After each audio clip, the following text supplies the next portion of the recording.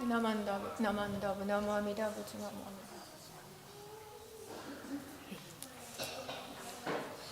everyone, good morning. How are you? Good to see you. I'm so happy to see you again. Very good. Today I heard some kind of Boy Scout and Girl Scout camping day. Something like that.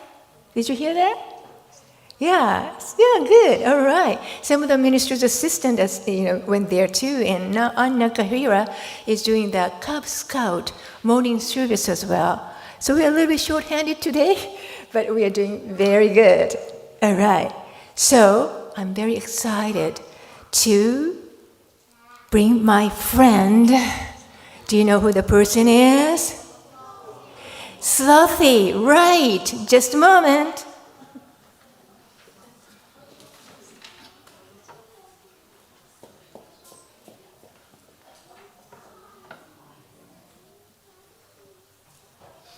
You know what? Slothy is still sleeping. We have to wake her up. All right, Slothy, get up, okay? All right. Here you go. Slothy, get up.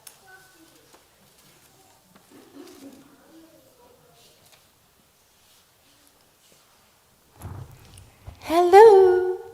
Hi, Slothy. How are you?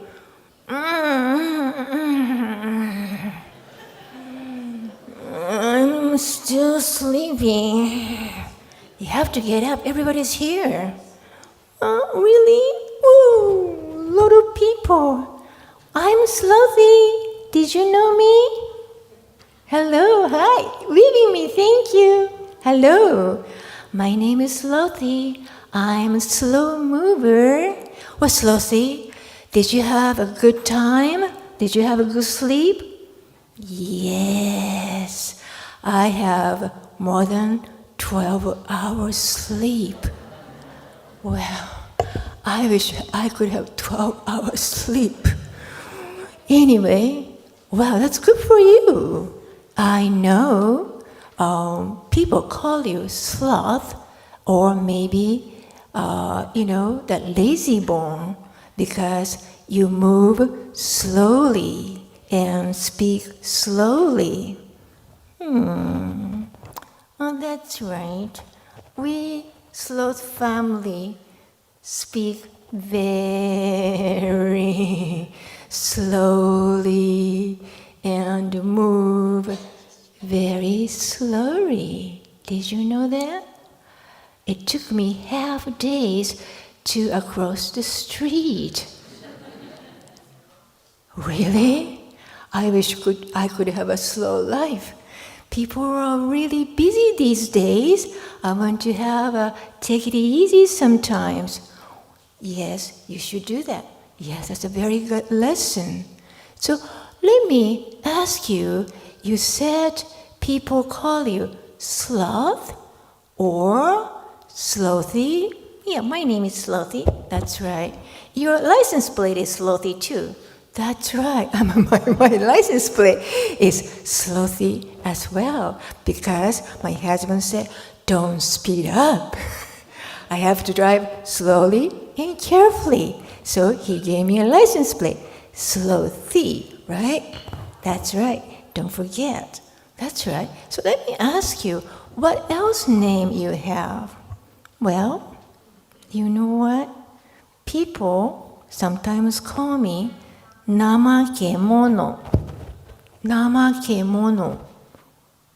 You know that? Yeah, namakemono means in Japanese, lazy, lazy. So you remember, namakemono, lazy. But we're not really lazy and slow. Because if the food comes, I grab the food right away and eat very quickly. Okay, that's good for you. So, I remember that the word namakemono. You remember namakemono? Lazy, but it's good. Slow life, slow down, and sit down quietly. Listen to the Dharma, which is very, very good. So, what do you talk today? That's good. I want to talk about a spiritual identity. What's that? Spiritual identity.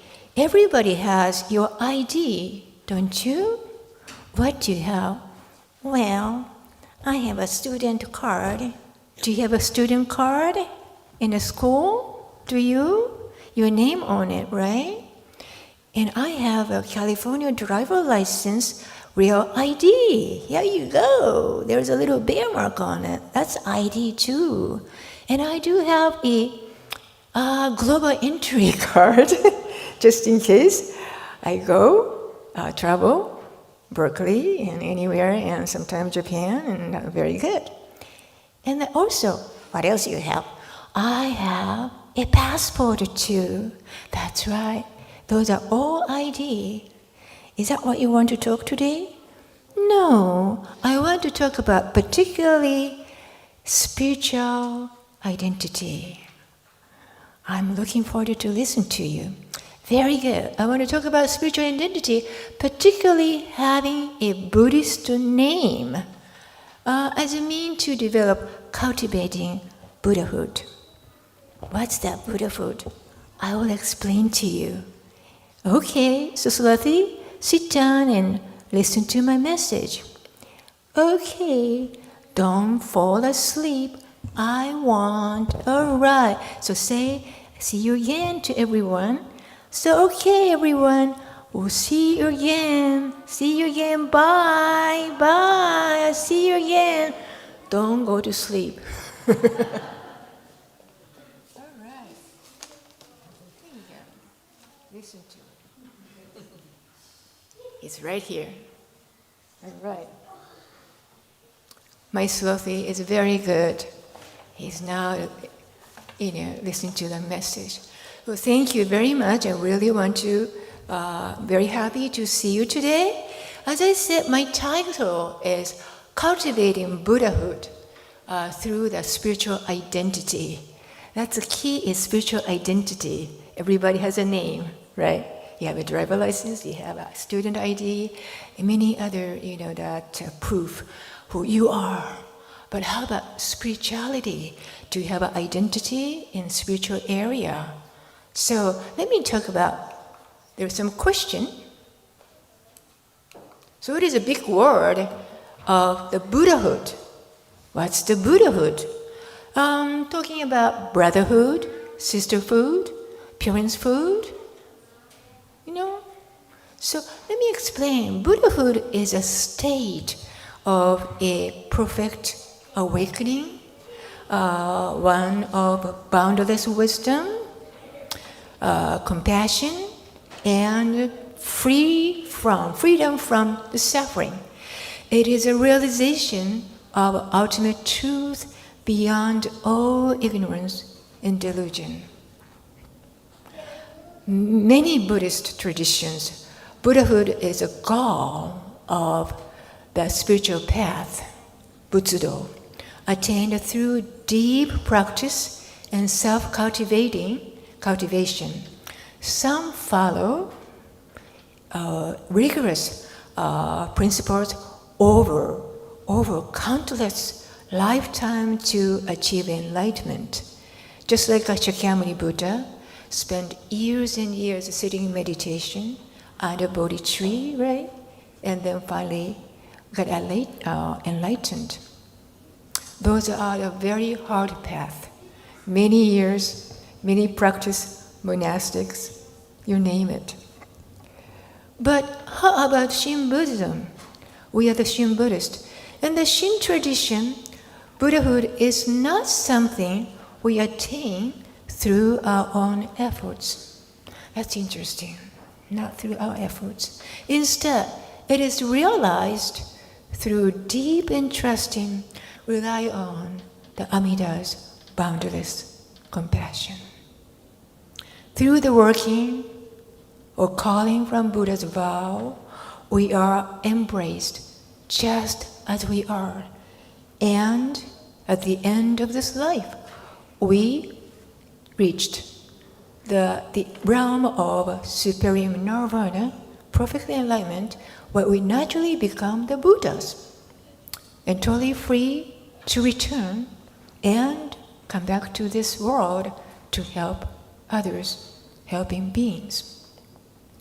So even now, in our ordinary existence, the light of awakening shines us all the time, guiding us on the path of wisdom and compassion to develop Buddhahood. That's what the Buddhahood is. Right? So as we listen to the Dharma message, we are cultivating the Buddhahood, the path to become a Buddha, path to becoming a fully enlightened. That's the Butsudo. That's the path of Buddhism. Right? So, this picture, I hope you can see the picture. It's right here. It says, a path of Buddhism, Butsudo. You remember that I want to ask you some Dharma school students, and Shinran became a Tendai monk. You know that Tendai Tendai school is located on Mount Hiei. Mount Hiei is located in the northeast area in Kyoto. You can go from Kyoto station, taking the subways and bus, anything. Once you get there, there's a cable car. There is a hiking area. I went there a couple of times. If you go to Kyoto, please visit them. It's a fun place, right? So my question is, Shinran, at that time, how old was he? He went to Mount Hiei. There's a question to Dharma school. How old was he? 9. You got it right. Thank you very much. When the Shinran Shonin was only 9 years old, he went to Mount Hiei by himself, alone, because at that time, mother already passed away. And then he have to say goodbye to dad, brothers and sisters, all the relatives, and he has to go to Mount Hiei. And at that time, what was his name?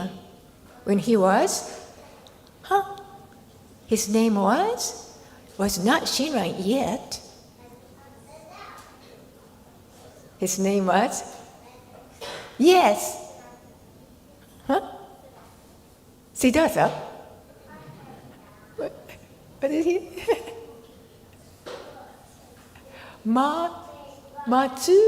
Matsuwaka Maru.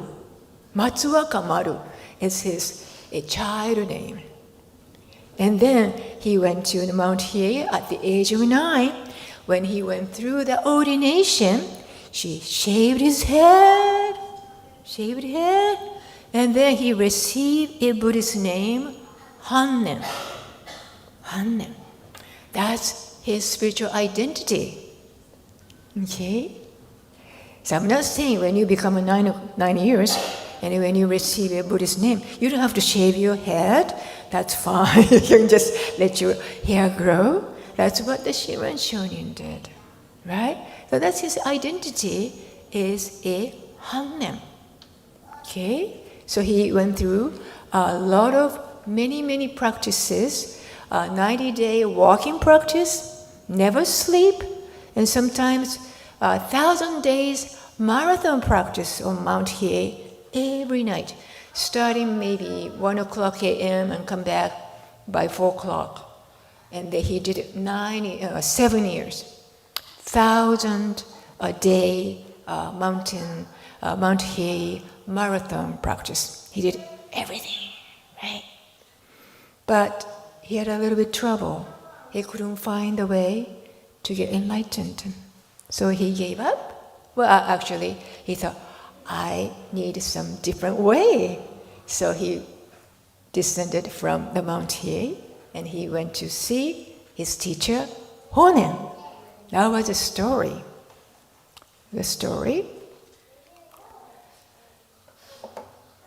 Let me talk about my story.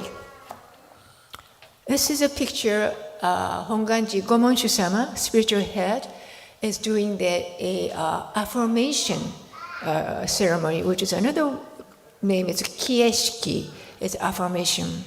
And when I was a student of Kyoto Girl Middle School, about 13, 14 years, and I participated in the affirmation ceremony. As I said, this one is another name is kieshiki, and along with the classmates. And I received my Buddhist name. My Buddhist name is Shaku Shoko. But the paper didn't say how to pronounce. So to me is, how do I pronounce this one? Kyoka? Kyoko? You know? My name is Mutsumi. I don't see my name in it. So I was a little bit, I'm not sure if I keep this one or not. But I kept it because I came from Gomonshu-sama, from Honganji. So I kept it. And all the, me and then Kyoto Girls students, we recited the 3 treasures together. And then all the students received each Buddhist name. We receive a spiritual identity name. Every did. In participating in the affirmation ceremony, people receive a Buddhist name, Homyo. The Buddhist name is a form of shaku and followed by 2 kanji characters. If you have a Japanese, we can use one of them and then combine with another character from sutra. So the word, first name is, letter is shaku, means disciple of Shakyamuni. That means your identity. I'm a Buddhist. Shaku, something, something. That's something, something. That's your Buddhist name. Okay?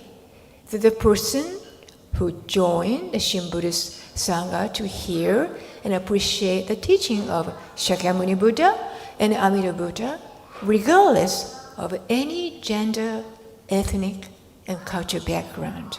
Everybody is equally receive Amida's compassion. Buddhist name is not just a label. It reflects spiritual identity and then carries a great spiritual significance. In Shin Buddhism, the Buddhist name, or Homyo, is a profound expression of one's relationship with the Dharma and Amida Buddha. While many receiving Buddhist name with funeral, its deeper meaning unfold when it is received while still alive. It is not a posthumous name. It's a name for your life and then beyond your life. My Buddhist name is Shaku Shoko. Doesn't have my character, my first name. So as I said, it didn't really ring the bell. But as I chanting the Shoshinge, I noticed that 5th line is, did you remember? Shoujo komyo narabinashi. That verse, that really hit me. And I thought, this letter could be pronounced shoko, not seiko. Sho means pure, and ko is fragrance. I thought, that's cool, very cool. So I'm going to call myself Shoko. I learned it from Shoshinge verse.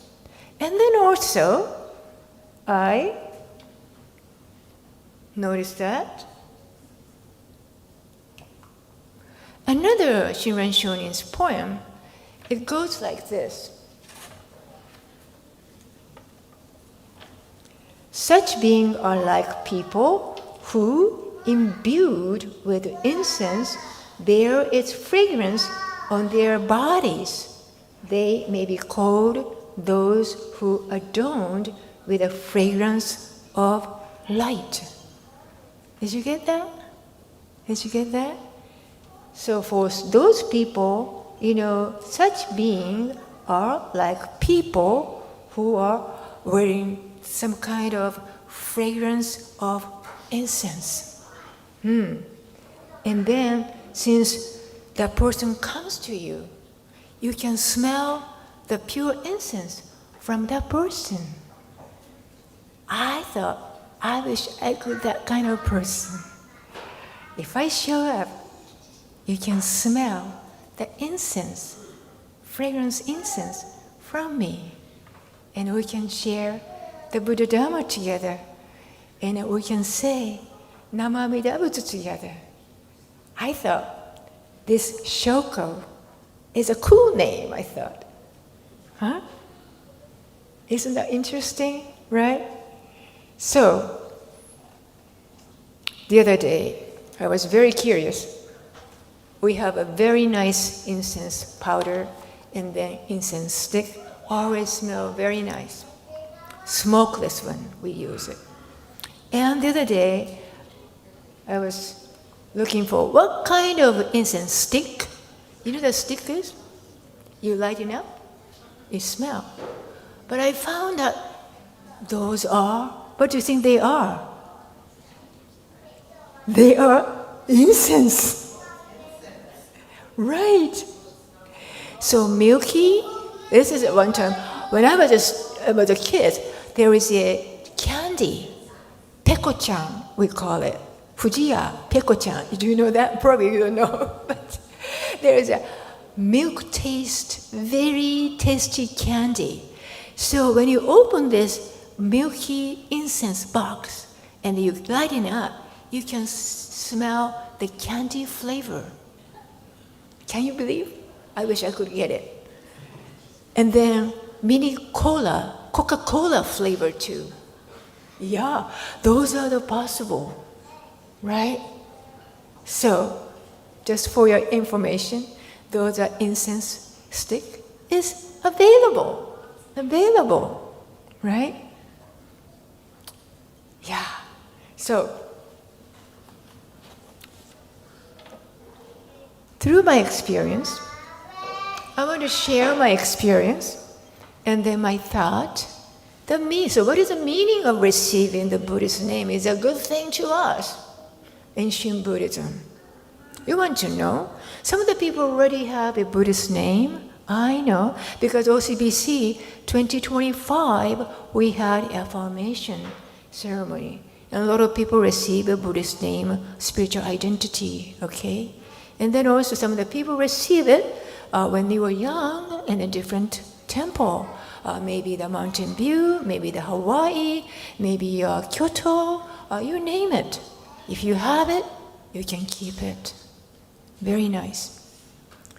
So, the meaning of receiving the Buddhist name, what does it mean to me? What does it mean to you? Let me explain to you through my experience. One is receiving a name that coming from the Dharma. Coming from the Dharma. Yeah, so sort of the name reflects a new spiritual identity, not one centered in the self, but one grounded in Amida's boundless compassion. It reminds me, I am no longer just this limited, ego-bound self.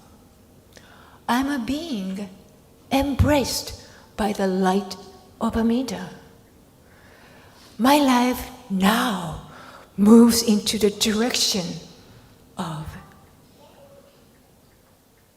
Buddhahood. That's how I felt.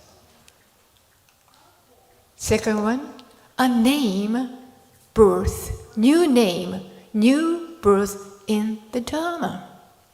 Receiving the Homyo, Buddhist name, just like a being spiritually reborn, it is a shift from the perspective, from self-reliance to entrusting, rely in, and trusting in Amida's vow, wishes to me.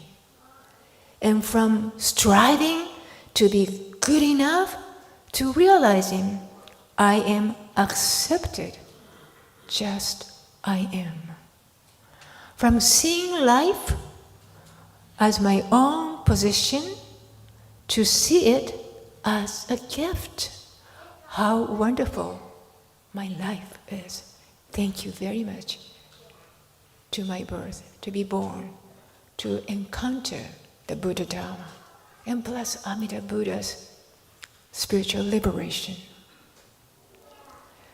It is a name that speaks to who I really am in the light of Buddha, not defined in my karmic burden, but in the infinite possibilities of awakening. And I would say, living in the name. When you receive the Buddhist name, you'll be living in your Buddhist name. When we receive a Buddhist name, we are not receiving something that we must live up to. Rather, we are receiving a name that lives within us.